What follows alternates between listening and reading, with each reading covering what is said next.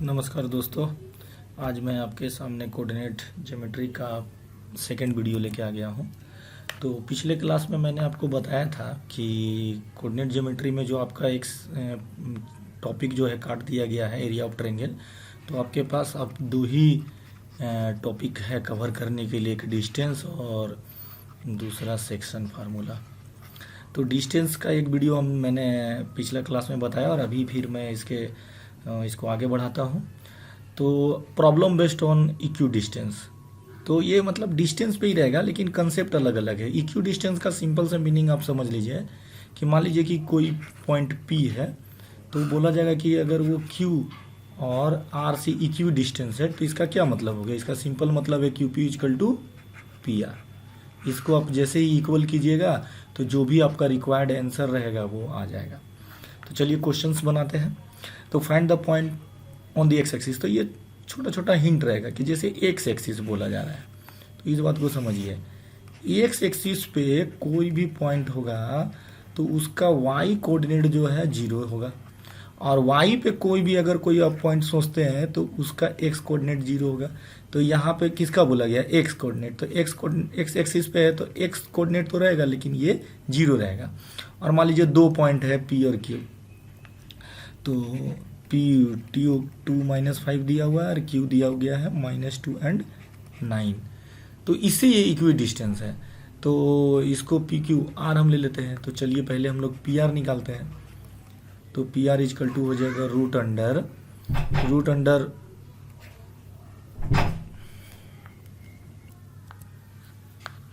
तो PR equal to जो हो जाएगा वो P पॉइंट है 2 और R हम लोग माने x, तो यहाँ पे हो जाएगा 2 माइनस एक्स का होल स्क्वायर प्लस -5 और -0। तो 0 का तो छोड़ना नहीं है, तो ये आपका इतना आ गया।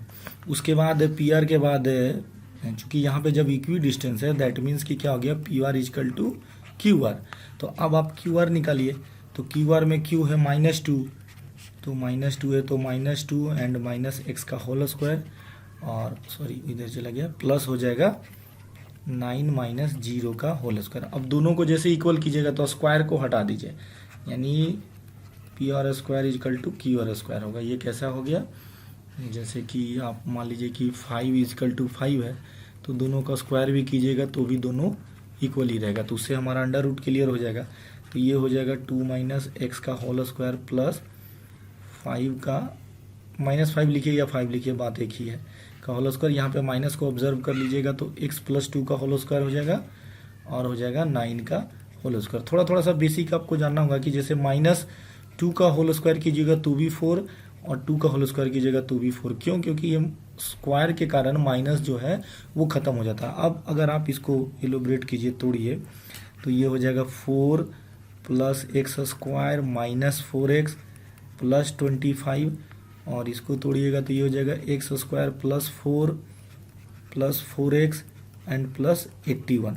तो यहाँ देखिए x स्क्वायर कैंसिल, और ये 4x और 4x, तो इसको 4x को इधर ले आइएगा तो 4x - 4x हो जाएगा -8x। और तो यहाँ पे -8x हो गया, और यहाँ पे देखिए 25 और 4 29 है, तो 81 - 29, यहाँ हो जाएगा -8x, और इधर आपका बचेगा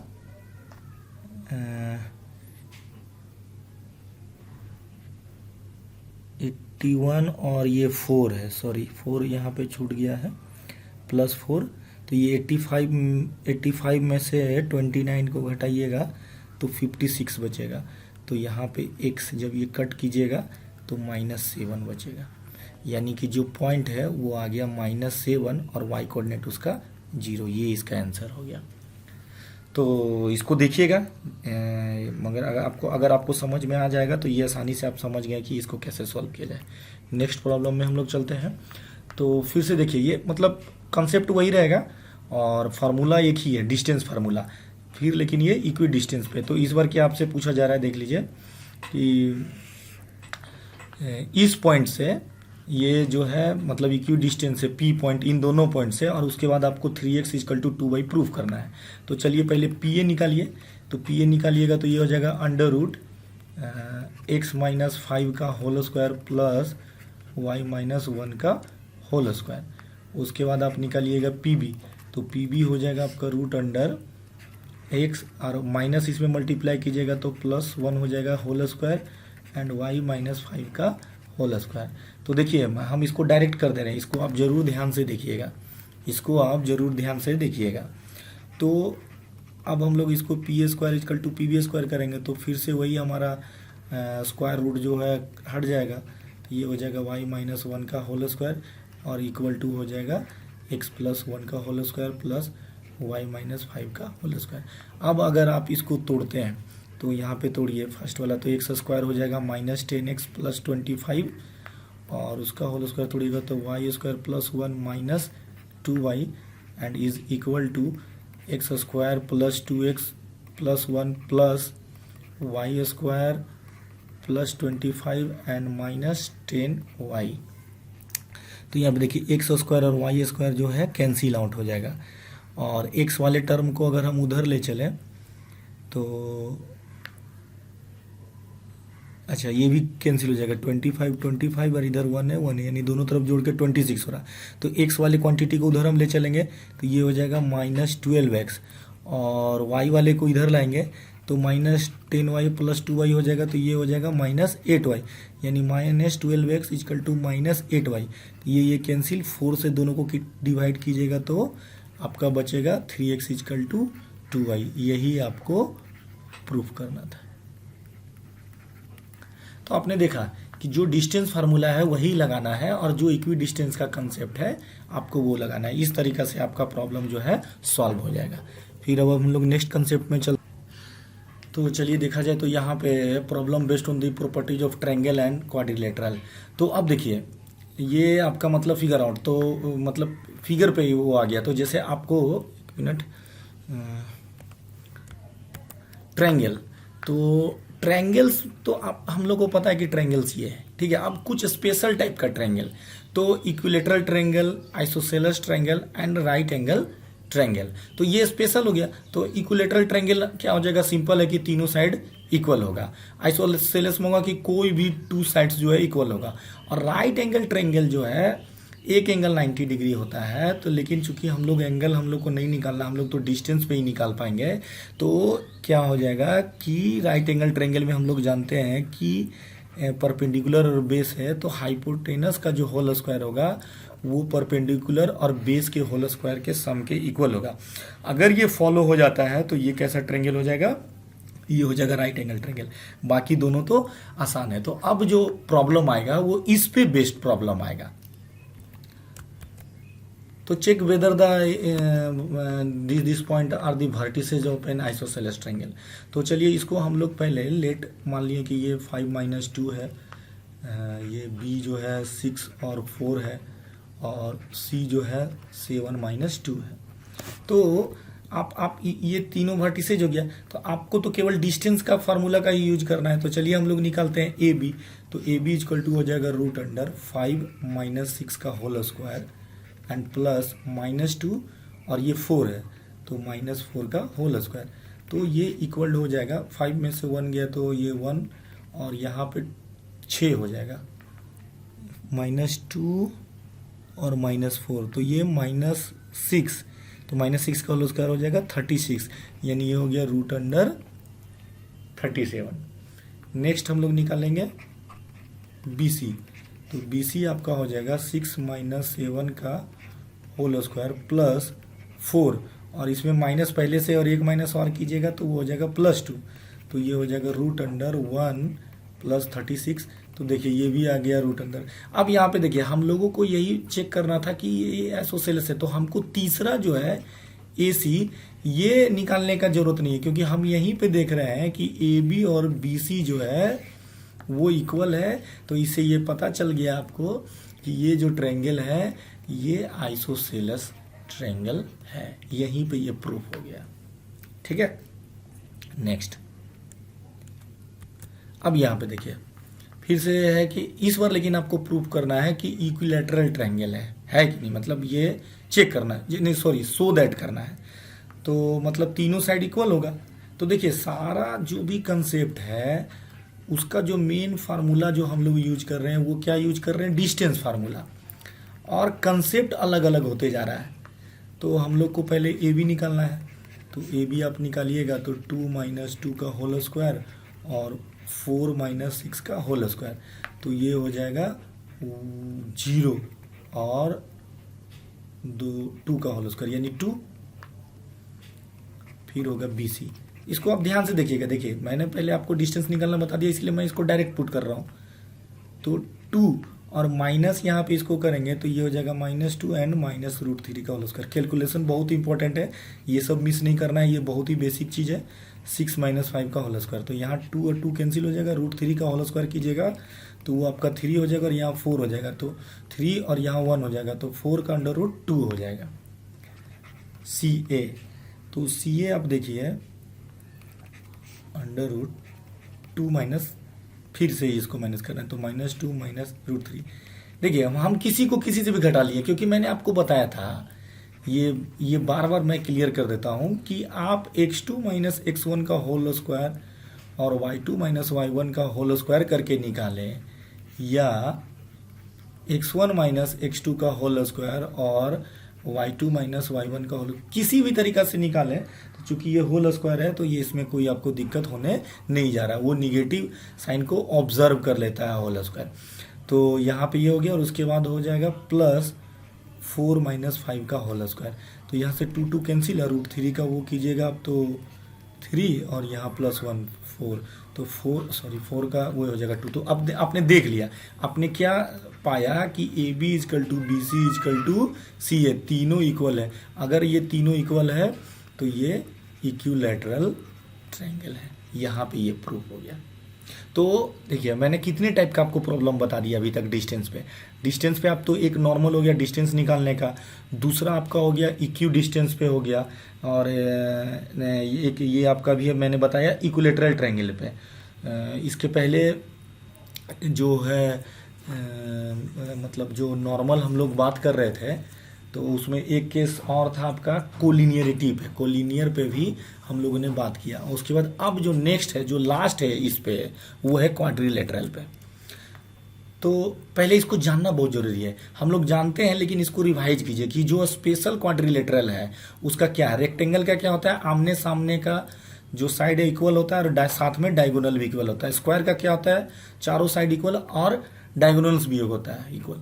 पैरेललोग्राम के लिए कंडीशन केवल क्या है कि आमने सामने का साइड इक्वल होना है, डायगोनल इक्वल हो जाएगा तो भी वो पैरेललोग्राम कहलाएगा। लेकिन वैसा पैरेललोग्राम जो केवल पैरेललोग्राम है, रेक्टेंगल नहीं है, तो उसमें डायगोनल इक्वल नहीं होगा, तभी वो पैरेललोग्राम नहीं होगा।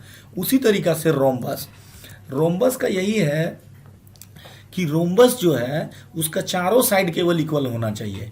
अगर उसका डायगोनल इक्वल नहीं होता है तो वो केवल रोम्बस है, और अगर उसका डायगोनल इक्वल हो गया तो वो स्क्वायर है।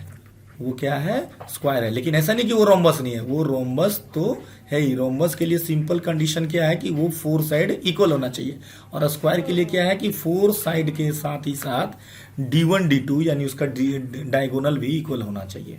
तो इस पे अभी हम लोग नॉर्मल केवल कंसेप्ट क्लियर करने के लिए प्रॉब्लम्स बनाएंगे। तो पहला प्रॉब्लम है जैसे name the type of the quadrilateral found if any by the followings. तो ये जो है इसका हम लोग का डिस्टेंस निकालना है, और उससे हमको पता करना है कि स्पेशल केस ये हो रहा है कि नहीं हो रहा। तो देखिए एक चीज समझिए, जनरली आपको जो देगा वो 4 साइड्स कंटिन्यू 4 साइड्स दिया जाएगा, है कि नहीं। कोई भी कहीं से भी आप उठाइएगा तो कंटिन्यू रहेगा। जैसे ये हो गया -1 -2, तो ये हो गया 1 0, तो ये हो गया -1 2, और ये हो गया -3 0। ये जरूरी है क्योंकि ये आपको डायगोनल निकालना होगा। तो हम लोग A B और C और D का मान दे देते हैं, ठीक है। यानी मैं बोल रहा हूँ कि ये A है, ये B है, ये C है और ये D है। तो चलिए हम लोग निकालते हैं A B। तो A B is equal to क्या होगा, तो डिस्टेंस फार्मूला पे ही सारा चीज़ हम लोग को करना है। तो -1 और यहाँ भी है -1 हो जाएगा, -1 का होल स्क्वायर प्लस, अब -2 और इधर का माइनस हो जाएगा क्या, 0 का होल स्क्वायर। तो ये हो जाएगा -1 -2 4, और यहाँ भी हो गया 4, यानी ये आ गया आपका 2√2। ए बी निकल गया हम लोग का। अब हम लोग निकालेंगे बी सी है ना, ए बी के बाद बी सी। तो बी सी जब हम लोग निकालते हैं तो ये हो जाएगा 1 और -1 करेंगे तो पहले से माइनस है तो प्लस हो जाएगा, ये 0 और इसका क्या हो जाएगा -2, 0 और -2 का होल स्क्वायर। तब इसको आप तोड़िएगा तो फिर से ये 4 और +4 यानी 8 आएगा, तो फिर ये आपको 2√2 आ गया, बी सी भी 2√2 आ गया। तो यहाँ पे बी सी निकल गया। अब हम लोग को निकालना है सी डी।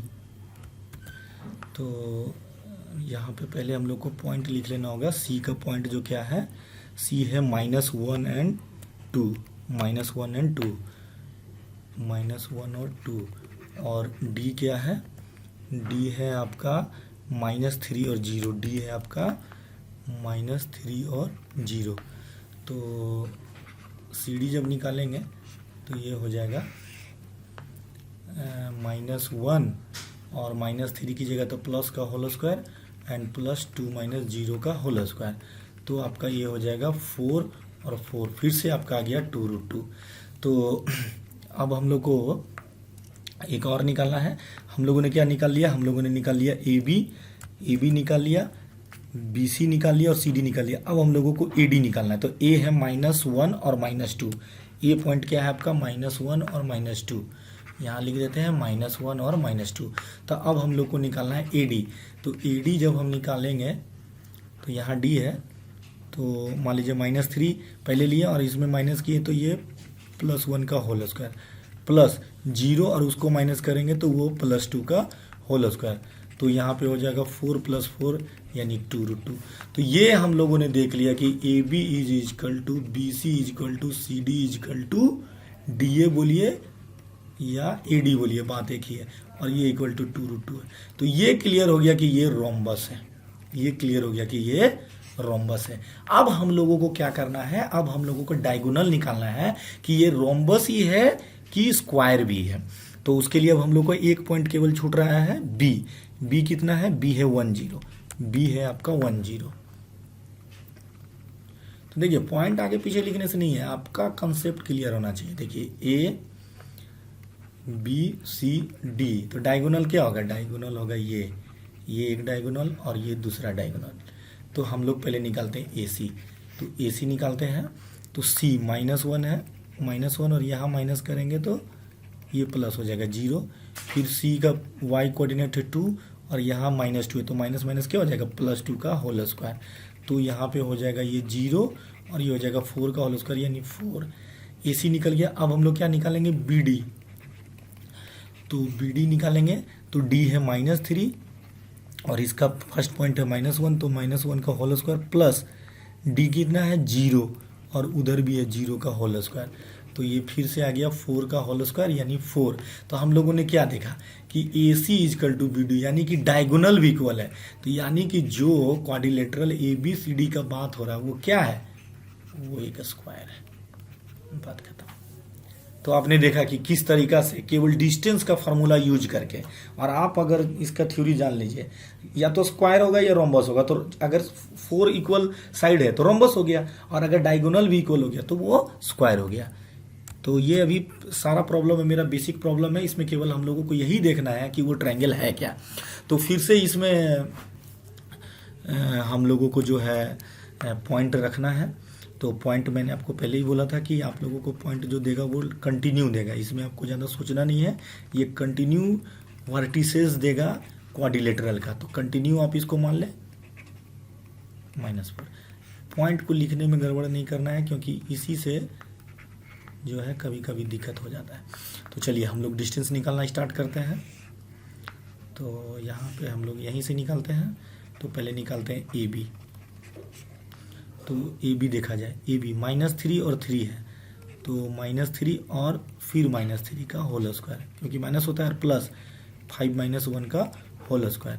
तो ये -3 यानी 6 का होल स्क्वायर प्लस 4 का होल स्क्वायर यानी कितना हो जाएगा 36 और ये 16 यानी √52। तो इसको रहने दिया जाए, ए बी हो गया ये।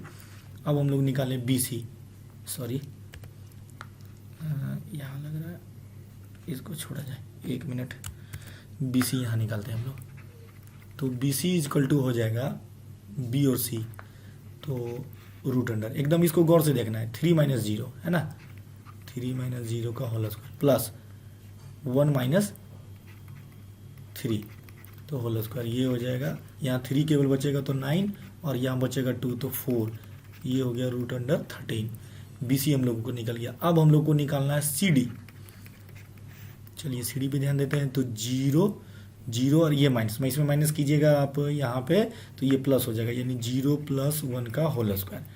वाई कोऑर्डिनेट जाते हैं तो 3 और इसमें माइनस कीजिएगा तो फिर से ये प्लस हो जाएगा, तो ये 4 का होल स्क्वायर।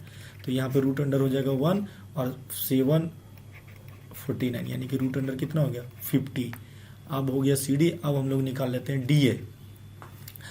तो डी ए निकालेंगे तो डी और ए ये है हमारे पास, तो रूट अंडर, तो पहले देखिए -3 और यहाँ पे इसमें माइनस कीजिएगा तो ये कितना हो जाएगा +1 का होल स्क्वायर प्लस वहाँ पे 5 और यहाँ माइनस कीजिएगा तो ये प्लस का whole square is equal to -3 में से 1 गया तो -2 का होल स्क्वायर और ये हो जाएगा आपका 9 का होल स्क्वायर। तो यहाँ पे हो जाएगा 4 और 81, यानी कि रूट अंडर हो जाएगा 85। तो आपने क्या देखा कि A B does not equal to B C does not equal to C D does not equal to D. कोई भी साइड जो है क्वाड्रिलेटरल का इक्वल नहीं है, तो ये सिंपल क्वाड्रिलेटरल है, कोई इसमें स्पेशल इसका वेरिएशन नहीं, कोई भी स्पेशल कैरेक्टर ये फॉलो नहीं करता है, कोई भी प्रॉपर्टी फॉलो नहीं कर रहा है। तो वहाँ पे क्या हो जाएगा, वो केवल सिंपल आपका क्या हो गया क्वाड्रिलेटरल हो गया। वो कोई जैसे मैंने आपको बताया रेक्टेंगल होगा, पैरेललोग्राम होगा, कि स्क्वायर होगा, कि रोम्बस होगा, ये 4 बताया, यही 4 से आप लोगों को आना है। उस 4 का प्रॉपर्टी आप देख लीजिए, आपका क्लियर हो जाएगा। फिर से ये 4 वर्टिसेज, ये सारा प्रैक्टिस आपको मैं इसलिए करवा रहा हूँ कि ताकि आप समझ सकें कि आपको करना क्या होगा। क्वेश्चन का लैंग्वेज डिफरेंट हो सकता है लेकिन कंसेप्ट अलग नहीं होगा। अब फिर से ये स्क्वायर का वर्टिसेज है, तो चलिए हम लोग निकालना स्टार्ट करते हैं। ए बी कोशिश करते हैं यहीं पे इसी में ख़त्म करने का, देखते हैं। 4 माइनस 7 का होल स्क्वायर प्लस 5 - 6 का होल स्क्वायर ए बी में। तो यहाँ से 3 बचा तो 9 और यहाँ 1 बचा तो ये हो जाएगा रूट अंडर 10। बी सी निकालेंगे तो 7 - 4 का होल स्क्वायर प्लस 6 - 3 का होल स्क्वायर। तो 7 - 4 भी हो गया 9 और ये भी हो गया 9, तो यहाँ हो गया रूट अंडर 18। थोड़ा सा इसको देख लीजिएगा, ये जो है इसके किनारे यहाँ पे लिख देते हैं, यहाँ रूट अंडर 10। अब हम लोग को निकालना है सी डी। तो सी डी हो जाएगा आपका रूट अंडर, अब डायरेक्ट कर लेते हैं, 4 में से 1 गया तो 3 का होल स्क्वायर प्लस 3 में से 2 गया तो 1 का होल स्क्वायर, यानी कि रूट अंडर 10। अब हम लोग निकालते हैं डी ए।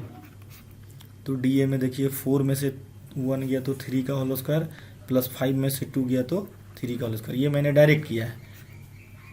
तो अब हमने क्या देखा कि ये क्वाड्रिलेटरल है ए बी सी डी। तो ए बी आया रूट अंडर 10, बी सी आया root under 18 and C D आया रूट अंडर 10 और डी ए आया रूट अंडर 18। तो जो आमने सामने का जो साइड है वो क्या है, वो इक्वल हो गया, इक्वल है। तो ये क्लियर हो गया कि ये पैरेललोग्राम है। अब ये रेक्टेंगल होगा कि नहीं होगा, तो उसके लिए हम लोगों को क्या करना होगा कि ये D1 D2 मतलब कि इसका जो है डायगोनल निकालना होगा। अगर ये इक्वल हुआ तो ये रेक्टेंगल होगा और नहीं होगा तो क्या हो जाएगा, पैरेललोग्राम रह जाएगा। तो चलिए हम लोग उसको निकालते हैं। तो डायरेक्ट निकालते हैं ए सी। इसी पे मैं चारा बना लिया, ऐसे मैंने इधर स्पेस छोड़ा है लेकिन उससे प्रॉब्लम होगा, यहीं पे आप समझ लीजिए। अगर आप सही से मूवमेंट पेन का देखिएगा और ध्यान दीजिएगा तो ये कोई बड़ी चीज़ नहीं है। तो ए सी को निकालने की कोशिश करेंगे तो 4 में से 4 गया तो 0 और 5 में से 3 गया तो 2 का होल स्क्वायर, यानी ये क्या बचा 2 ए सी। उसके बाद हम लोग निकालेंगे बी डी। तो बी डी जब हम लोग निकाल रहे हैं तो रूट अंडर 7 में से 1 गया तो 6 का होल स्क्वायर और 6 में से 2 गया तो 4 का होल स्क्वायर, यानी यहाँ पे क्या हो गया 36 और 16, यानी रूट अंडर 52। तो हमने क्या देखा कि डायमीटर यहाँ पे इक्वल नहीं हुआ, डायमीटर यहाँ पे इक्वल नहीं हुआ, यानी कि ये केवल और केवल क्या है, पैरेललोग्राम है, ये रेक्टेंगल नहीं है। तो ये भी प्रॉब्लम क्लियर हो गया। तो जो भी मैंने अभी तक बताया, जैसे यहाँ पे एक बार गौर कीजिए, तो ये इक्वी डिस्टेंस पे, डिस्टेंस के फार्मूला पे एक पार्ट था, इक्वी डिस्टेंस पे मैंने यहाँ पे बताया आपको। इक्वी डिस्टेंस पे मैंने 2 प्रॉब्लम करवाया ताकि आपको पता चले कि इसका प्रॉब्लम कैसे सोल्व करना है। तो कंसेप्ट तो वही है कि फार्मूला एक ही है, डिस्टेंस फार्मूला, लेकिन कंसेप्ट जो है वो उसको समझना है। अब यहाँ पे ये जो है ना ट्रायंगल के प्रॉपर्टी पे था, तो ट्रायंगल का वर्टिसेस दे दिया और आपसे पूछेगा ये कौन ट्रायंगल है, तो इस 3 टाइप का ही आएगा, नहीं तो सिंपल ट्रायंगल आएगा। ये तीनों नहीं आया तो सिंपल ट्रायंगल आएगा, और अगर क्वाड्रिलेटरल आएगा तो ये स्पेशल आएगा, रेक्टेंगल होगा, स्क्वायर होगा, पैरेललोग्राम होगा या रोम्बस होगा, और ये चारों में से कोई नहीं होगा तो वो, जैसे कि हमने इस प्रॉब्लम में देखा कि वो सिंपल क्वाड्रिलेटरल है, और इस वाले में हम लोग ने देखा कि ये रेक्टेंगल है, नहीं है, पैरेललोग्राम है। रेक्टेंगल क्यों नहीं बना ये, क्योंकि उसका डायगोनल इक्वल नहीं हुआ। डायगोनल अगर इक्वल होता तो वो पैरेललोग्राम के साथ साथ रेक्टेंगल भी होता। और ये कुछ प्रॉब्लम है जो बोर्ड में आया हुआ प्रॉब्लम है, मैं यहाँ पे दे दिया हूँ आपको ये HW के रूप में, इसको ट्राई कीजिए। नेक्स्ट क्लास जो मैं यहाँ स्टार्ट करूँगा तो इसी प्रॉब्लम के सॉल्यूशन के साथ ही स्टार्ट करूँगा, और कुछ डिस्टेंस पे और कुछ प्रॉब्लम, 4-5 प्रॉब्लम का प्रैक्टिस कराऊँगा। आपका डिस्टेंस का जो टॉपिक है यहाँ पे थ्योरी कंप्लीट हो गया विथ सम एग्जाम्पल प्रॉब्लम्स के साथ। अगर वो आपका कंसेप्ट क्लियर हो गया है तो ज़रूर आप NCERT का जो है एग्जाम्पल और एक्सरसाइज दोनों बना लें। उसको बना लेने के बाद ये बोर्ड का क्वेश्चन है, ये बोर्ड में आया हुआ क्वेश्चन है, इसको ज़रूर बनाएं। और नेक्स्ट जो वीडियो मैं बनाऊंगा उसमें फिर से और मैं बोर्ड का ही क्वेश्चन बताऊंगा, क्योंकि ये 2020 में आया हुआ क्वेश्चन है और 1-2 क्वेश्चन 2019 का होगा। क्योंकि बोर्ड का क्वेश्चन से आपको पता चलेगा कि किस टाइप का प्रॉब्लम जो है पूछा जाएगा। इस वीडियो को बनाने में थोड़ा सा मुझे प्रॉब्लम हुआ क्योंकि मेरी बेटी आ गई थी, तो अगर थोड़ा सा सुनने या किसी चीज़ का दिक्कत होगा तो मैं उसके लिए सॉरी बोलता हूँ, क्योंकि मेरे पास उतना टाइम नहीं है कि मैं एडिट कर पाऊँ। जो कि मैं रिकॉर्डिंग जो करता हूँ मैं वो डायरेक्ट डालता हूँ। आप इसको देखिए गौर से, और इसका आगे का वीडियो लेकर फिर मैं नेक्स्ट क्लास में आपके सामने हाजिर होता हूँ। तब तक के लिए धन्यवाद।